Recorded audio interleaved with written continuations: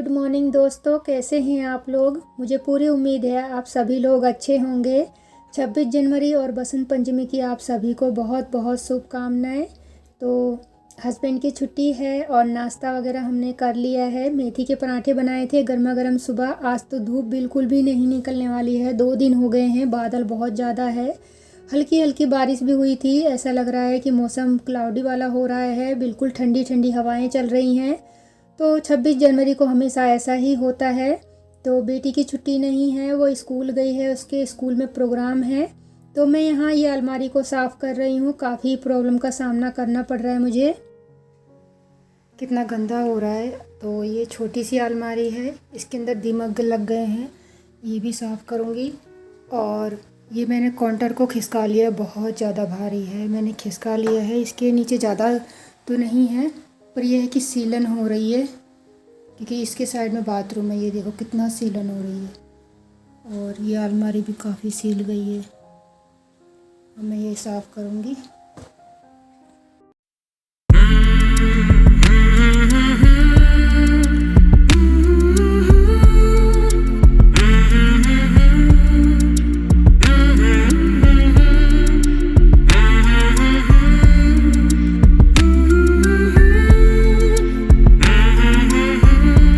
झाड़ू की सहायता से और सूखे कपड़े की सहायता से मैं साफ़ कर लूँगी, क्योंकि पीछे की साइड में बहुत ज़्यादा काली काली फफूंदी लगी हुई है। बहुत रगड़ रगड़ के मैंने साफ़ कर लिया है। तो क्योंकि गीले कपड़े से साफ़ करती है तो वो छूटता नहीं और चिपक जाता है, तो इसलिए मैंने पहले सूखे कपड़े से अच्छे से साफ़ कर लिया है, दीवार भी और अलमारी भी। उसके बाद मैंने गीले कपड़े से निचोड़ के अच्छे से मैंने पूरा डीप क्लीनिंग कर लिया है। बहुत ज़्यादा ठंड हो रही है और काफ़ी सीलन हो रही है इसमें। तो सीलन को ख़त्म करने के लिए मैंने ये मंगाया है फ्लिपकार्ट से वॉलपेपर। तो ये जो काउंटर है, ये अलमारी है जो इसी के कलर से मिलता जुलता मैंने मंगाया है। तो देखती हूँ, मैंने अभी ओपन भी नहीं किया है, ये बंद है पूरा, अभी ओपन भी नहीं किया है मैंने। देखते हैं इसका कैसा आया है, सेम कलर है या फिर डिफरेंट है। तो इसको बाहर में पीछे की साइड में दीवार पे भी और इस साइड भी मैं चिपकाऊंगी कि इससे थोड़ी सीलन रुक जाएगी, क्योंकि इसको कहीं और हम सेट नहीं कर सकते हैं और पीछे बाथरूम है तो सीलन तो आएगी ही थोड़ी बहुत। तो मैं काउंटर के पीछे लगाऊंगी, क्योंकि अंदर कुछ भी कपड़े वगैरह जो भी रखे होते हैं वो काफ़ी अलमारी में जो सफ़ेद फफूंदी होती है वो लग जाती है। तो इसलिए मैंने इसको मंगाया है। मैं ओपन करके देखती हूँ कैसा आया है।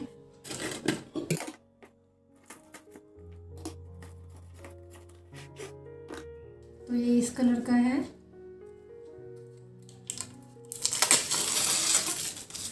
पैकिंग तो काफ़ी अच्छी है इसकी, ये देख सकते हैं।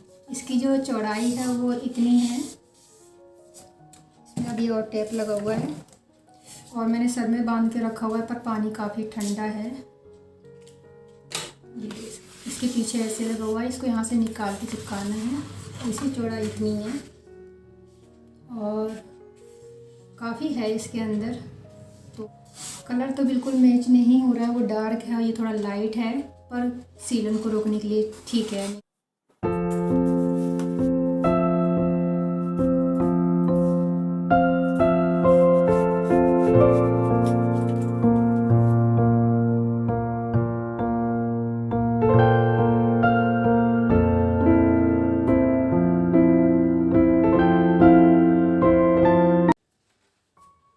ज़्यादा मोटा नहीं है, पतला ही है, तो बड़े हल्के हाथ से लगाना होगा, नहीं तो ये फट भी सकता है। तो मैं थोड़ा सा साइड में खोल के और चिपकाती हुई इसको निकालती हुई जाऊंगी।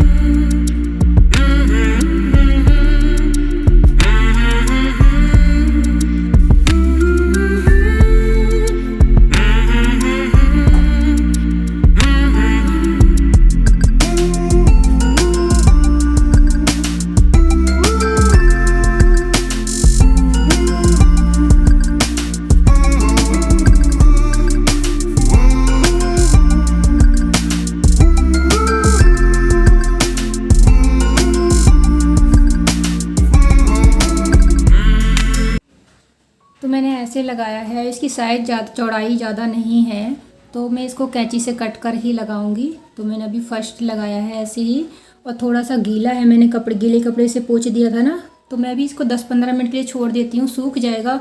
और गीले में चिपकाने से क्या है, ये चिपकेगा नहीं अच्छे से। और जब अच्छे से सूखा हुआ, जो जहाँ भी हमें चिपकाना है वो जगह बिल्कुल सूखी होनी चाहिए। तो मैं 10 मिनट के लिए छोड़ देती हूँ, इसे थोड़ा सूख जाएगा। तो थोड़ा सा मैंने ये छोटी वाली अलमारी में लगा दिया है, काफ़ी अच्छा लग रहा है देखने में। और इस काउंटर में मैंने लगा दिया है, आप देख सकते हैं, बहुत ही अच्छा लग रहा है, फिनिशिंग बहुत अच्छे से आ गई है। और मेरे हिसाब से काफ़ी अच्छा है अगर हम घर में थोड़ा सा मेकओवर करना चाहते हैं, और कोई चीज़ अगर कहीं ख़राब लग रही है और उसका वजह से घर में मतलब काफ़ी बेकार सा लगता है चीज़, अलमारी हो गई, काउंटर हो गई, टेबल हो गई, तो आप इस चीज़ को मंगा कर अपने उसको मेकओवर बहुत अच्छे से कर सकते हैं। तो मुझे बहुत ज़्यादा अच्छा लगा, और इसकी वजह से थोड़ी बहुत सीलन जो है वो रुक जाएगी। अभी दीवार सूख जाएगी तो मैं दीवार में भी लगाऊंगी, और जितना मैंने लगाया है जस्ट इतना ही और बचा हुआ है। मुझे ये चीज़ बहुत ज़्यादा अच्छा लगा कि कम पैसे में बजट कम है, तो आपके घर में कोई भी चीज़ ख़राब हो गई है तो आप इसको लेकर उसका मेकओवर कर सकते हो। बहुत ज़्यादा भारी है, और मैंने काफ़ी मुश्किलों से इसको खिसका दिया था, और मेरे हाथों में भी काफ़ी दर्द हो गया था। तो बहुत ज़्यादा भारी है, पर क्या करूँ मैं, कभी कभी जब अचानक जो भूत चढ़ता है ना सफाई वाला, और जब तो फिर वो मानता नहीं है, और मैंने फिर इसको साफ़ कर लिया। पर आप अंदाज़ा लगा सकते हैं सफाई करने के बाद जो खुशी मिलती है कि मैंने ये काम कर लिया है। तो ले दे के किसी तरह खिसका दिया मैंने इसको, और ऊपर जो सामान रखे थे उनको भी साफ़ करके सेट कर दिया है। उसके बाद मैं नहाऊंगी, और ये काम हो गया है। कई दिन से सोच रही थी, हो ही नहीं पा रहा था, क्योंकि एक तो भारी है, तो नहाने धोने के बाद कई दिन की मलाई इकट्ठी हो रही थी। और ये भी जब ठंड होती है ना, तो बहुत से काम ऐसे होते हैं जो ठंड की वजह से रह जाते हैं। और दलिया भून के रखना था, मैं भून के रखती हूँ, सुबह सुबह भूनना मुश्किल हो जाता है, तो भून के रख देती हूँ। घी में नहीं भूनती हूँ, ऐसे ही भून लिया था। और दूध भी थोड़ा सा बचा हुआ था, रात का लेफ़्ट ओवर दूध बचा हुआ था। और ये सलाद लेके आए थे हस्बैंड, तो सलाद तो वैसे खाने में अच्छा नहीं लगता है, तो मैं सोच रही थी कि इसका मैं भुजिया बना लूँगी, और बैंगन है थोड़े से, उसकी सब्ज़ी बनाऊँगी। और यहाँ मैं हाथ से ही मलाई निकालती हूँ, मुझे काफ़ी कंफर्टेबल होता है, और बहुत जल्दी निकल के आ जाता है। तो ना तो मैं गरम कर रही हूँ, ना इसमें ठंडा गरम पानी भी ऐड नहीं करूँगी, कुछ भी नहीं ऐड करूँगी। सीधा फ्रिज से मलाई निकाल के मैंने 2 घंटे के लिए बाहर रख दिया था। और उसके बाद मैं इसको हाथ की सहायता से, क्योंकि हमारे हाथ में इतना गर्म हीट होती है कि उसके गर्म ठंडे पानी की ज़रूरत ही नहीं होती है, तो मैं हाथ से ही निकालना शुरू करूँगी। और 5 मिनट भी नहीं लगते हैं, बड़ी आसानी से मक्खन निकल के आ जाता है, और बिल्कुल भी टाइम नहीं लगता है। पहले क्या करती थी, मैं दही जमाती थी, फिर उसको मैं मशीन से निकालती थी, तो बहुत ज़्यादा मुश्किल हो जाता था, और ठंड में तो बहुत ज़्यादा प्रॉब्लम होती है। आप देख सकते हैं मक्खन बाहर आ गया है, और छाछ अलग हो गया है। तो मैं इसको गोला बना बना के निकाल लूँगी, उसके बाद में गरम कर लूँगी। तो ये तरीका मुझे बहुत ज़्यादा आसान लगा, बहुत जल्दी से मक्खन जो है वो बाहर आ जाता है, 5 मिनट भी नहीं लगते हैं। मक्खन निकल गया है, उसके बाद मैंने गैस ऑन कर लिया है। एक मजबूत और हैवी तले का भगोना ले लेना है, और इतना मक्खन निकला है कि इसमें आधा किलो घी आराम से निकल जाएगा। और आप जब भी घी गरम करते हैं थोड़ा मोटे तले का ही बर्तन लें, क्योंकि घी जब गरम होता है तो नीचे से जलता है, और फिर घी जब बहुत जल्दी पकता नहीं है, वो जल जाता है। तो यहाँ मैंने छोटा भगोना ले लिया है, और दूसरी साइड मैंने पानी रखा है गर्म होने के लिए। जो बाकी बर्तन बचे होते हैं, घी निकालने के बाद काफ़ी बर्तन हो जाते हैं जिसमें घी लगा होता है, उसको साफ़ करना काफ़ी मुश्किल होता है। तो यहाँ पे गुनगुना पानी ले लिया है मैंने, और इन सब बर्तनों को धो लूँगी, क्योंकि इसमें मक्खन और मलाई जो घी लगी होती है वो ठंडे पानी से ठंड में साफ़ होना काफ़ी मुश्किल होता है, साफ़ नहीं होता है। तो गर्म पानी की सहायता से ये 2-3 बर्तन हैं जिसमें को मैं साफ़ करके रख लूँगी। उधर घी गर्म हो रहा है, मैंने धीमी आंच पे छोड़ दिया है, उसको मैं देखती रहूँगी, क्योंकि बीच बीच में देखना होता है, उसको मैं छोड़ नहीं सकती हूँ। क्योंकि अगर उसको हम छोड़ देते हैं तो कई बार घी क्या होता है बाहर निकल जाता है। तो लगे हाथ दोनों काम हो जाएंगे, उधर घी भी गर्म हो जाएगा और इधर बर्तन भी धुल जाएंगे, ज़्यादा टाइम नहीं लगेगा। जब मक्खन जो होता है प्योर होता है, उसमें थोड़ी बहुत भी मलाई नहीं होती है, तो बहुत जल्दी मक्खन में से घी बाहर आ जाता है, ज़्यादा टाइम नहीं लगता है, 15-20 मिनट लगेंगे। तो उधर घी भी बन जाएगा, इधर मेरे बर्तन भी धुल जाएंगे। देखिए बातों बातों में घी बनके तैयार हो गया है, देखने में बहुत ज़्यादा अच्छा लग रहा है। और मैं यहीं पर गैस को ऑफ़ कर दूँगी क्योंकि ज़्यादा टाइम पे रखूँगी तो ये जल जाएगा। और गैस को ऑफ़ करने के बाद जो भगोना गर्म है, जो भी इसकी हीट है उसकी वजह से जो थोड़ा बहुत कसर रह गई है वो पक जाएगा। और उसके बाद ठंड का मौसम है तो ज़्यादा देर नहीं छोड़ूंगी, मैं इसको छन्नी की सहायता से छान के रख लूँगी। क्योंकि गर्मी में हम छोड़ देते हैं पर ठंड में छोड़ देते हैं तो वो जम जाएगा और छानने में काफ़ी प्रॉब्लम होती है, छनता नहीं है फिर। तो मैं एक छन्नी की सहायता से, जिसमें छेदें बहुत छोटी हों, उसकी सहायता से मैं इसको स्टील के डिब्बे में छान के रख लूँगी। जब भी आप घी रखें छान के, बिल्कुल साफ़ और नीट एंड क्लीन डिब्बा होना चाहिए, गंदा नहीं होना चाहिए। क्योंकि उस पर रखने के बाद थोड़ी बहुत घी में स्मेल हो जाती है। तो मैं यहाँ छान के रख लूँगी और भगोने को अच्छे से साफ़ करके धो के रख लूँगी। देख सकते हैं आधा किलो घी है ये, और घी बिल्कुल प्योर और घर का बना हुआ घी होता है, बहुत ज़्यादा अच्छा होता है। थोड़ी बहुत मेहनत होती है पर घी का, घर का घी होता है वो ज़्यादा अच्छा होता है। तो मैं इसी तरीके से बना के स्टोर करके रख लेती हूँ। ठंड में थोड़ी बहुत प्रॉब्लम होती है, गर्मी में तो नहीं होती है। तो चलिए घी बन के तैयार हो गया है, भगोना में धो के रख लेती हूँ। शाम के 5 बज रहे हैं और मैं यहाँ पे खाने में बना रही हूँ बैंगन की सब्ज़ी। दो तरह के बैंगन हैं, सफ़ेद वाले और हरे वाले, बिल्कुल अंडे की शेप में थे, तो वही मैं आपको दिखा रही थी। तो इधर मैंने थोड़ा सा दूध रखा हुआ है क्योंकि भगोना खाली नहीं था तो मैंने गरम नहीं किया था, इसीलिए खाली करने के बाद मैंने दूध सुबह जो आया था वो गरम करने के लिए रख दिया है। और मसालदानी मैंने साफ़ किया था, काफ़ी फैल जाता है ना, हम डेली सब्जी में यूज करते हैं तो कभी नमक गिर जाता है, कभी मसाले इधर से उधर हो जाते हैं। तो मैंने मसालदानी को साफ़ करके धो लिया था और इसमें जो भी मसाले ख़त्म हो गए थे वो मैंने फिल करके रख दिया है। अजवाइन, राई, जीरा, हल्दी, नमक। और जो प्लास्टिक का मसालदानी होता है उसमें एक बेनिफिट होता है कि आप उसमें नमक भी रख सकते हो। स्टील के मसालदानी में आप नमक नहीं रख सकते हो, उसमें जंग लग जाता है। तो इसीलिए मैं स्टील की मसालदानी यूज नहीं करती हूँ, क्योंकि नमक अलग से फिर निकालना पड़ता है। तो सब्ज़ी छौंकते समय नमक सबसे पहले ज़रूरत पड़ती है।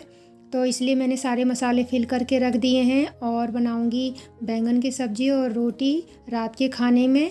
तो अभी हस्बैंड नहीं आए हैं, थोड़ा लेट आने वाले हैं, तो जब तक मैं खाना बना के रख लेती हूँ, क्योंकि वो आते ही खाना मांगते हैं। क्योंकि वो बाहर का खाना नहीं खाते हैं, उन्हें बहुत ज़्यादा भूख लगती है। तो बाहर कुछ भी नहीं खाते हैं, ज़्यादा ही भूख लगती है तो केला वगैरह खा लेते हैं।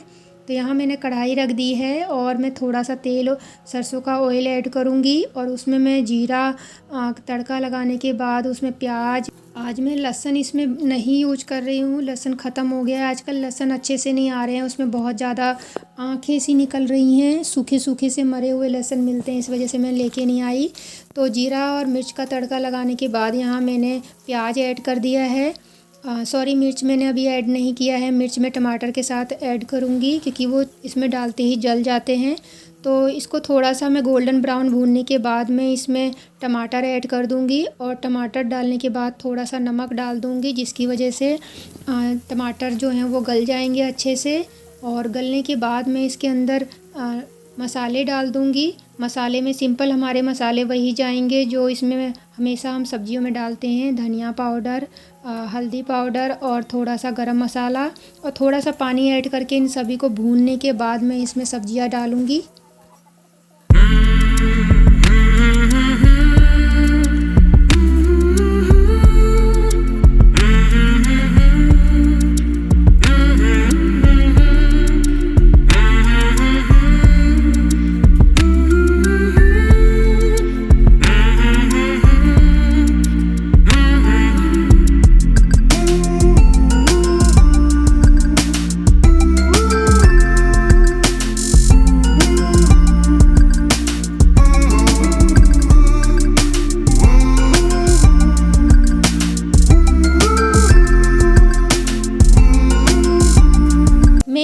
यहाँ पे बताना चाहूँगी कि अगर आप भी बैंगन की सब्ज़ी नहीं खाते हैं, मैं भी नहीं खाती थी, बनाती भी नहीं थी, बहुत कम बनाती थी, और अब इस तरीके से बनाती हूँ तो बहुत टेस्टी और बहुत अच्छी सब्ज़ी बनती है। कि देख पा रहे होंगे जैसे कि आप भून रहे हैं सब्ज़ी को, तो भूनने के बाद उसके 2-3 मिनट तक आप पानी मत डालिए, ऐसे ही छोड़ दीजिए। 2-3 बार ऐसे ही भून लीजिए, उसके बाद आप गरम करके पानी डालिए, ठंडा पानी ना डालिए। ठंडा पानी डालने के बाद सब्ज़ी दोबारा से ठंडी हो जाती है और नमक और मसाले जो हैं वो फीके-फीके लगते हैं, सब्ज़ी बिल्कुल भी टेस्टी नहीं बनती है। तो आप कोशिश कीजिए सब्ज़ी भूनने के बाद जब भी आप सब्ज़ी में पानी डालते हैं उसको थोड़ा सा गर्म कर लीजिए, तो बैलेंस बन जाता है। तो मैंने सब्ज़ी पकने के लिए छोड़ दिया है, सब्ज़ी पक रही है। उसके बाद टाइम हो गया यहाँ पे 7 बज गए हैं। तो काफ़ी ठंड हो रही है और बहुत ज़्यादा ठंड हो रही है। तो नॉर्मल कपड़े मैंने निकाले थे, ज़्यादा हैवी पजामी वगैरह ये जो गर्म सूट होते हैं मैंने नहीं निकाले थे। तो मैं वही ढूंढ रही थी कि मैंने कहाँ रखे हुए हैं। कई बार होता है हम रख के भूल जाते हैं। तो बहुत ज़्यादा ठंड हो रही थी तो मैं अपने यहाँ पे ख़जाना खोल के बैठ गई हूँ, अपनी अलमारी। तो जी हाँ, हम औरतों का यही ख़जाना होता है, कपड़े रखना, उठाना, अलमारी को साफ़ करना, रखना, बस इसी में हमारा पूरा समय और साल निकल जाता है। पैकिंग करते रहो, बस सर्दी आए तो पैकिंग करो, गर्मी आए तो पैकिंग करो, बरसात आए तो पैकिंग करो, बस यही पैकिंग वाला काम चलता रहता है। तो मैं यहाँ पे अखबार लगा के रखती हूँ ऊपर लास्ट में, क्योंकि थोड़ा भी जो भी मॉइस्चर और नमी होती है वो अखबार सोख लेता है। तो यहाँ मैं टोपा निकाल रही थी, गरम टोपा निकाला मैंने, और मैंने यहाँ गरम 2 जोड़ी सूट निकाले थे, और नीचे की जो लेगी होती है गरम गरम 2-3 पजामी मैंने निकाली थी गरम। बहुत ज़्यादा ठंड होने लगी थी तो मैं वही उन्हीं को निकाल रही थी, और थोड़े बहुत उसी के अंदर मैंने समर के फिर रख दिए थे। तो ये मैं अपना काम ख़त्म कर रही थी यहाँ पे। तो बस खाना बन जाएगा, उसके बाद जब हस्बैंड आएंगे रोटी बना लूँगी, और फिर किचन वगैरह जो है ज़्यादा फैला नहीं है, थोड़ा बहुत ही काम है तो उसको फिनिश कर लूँगी।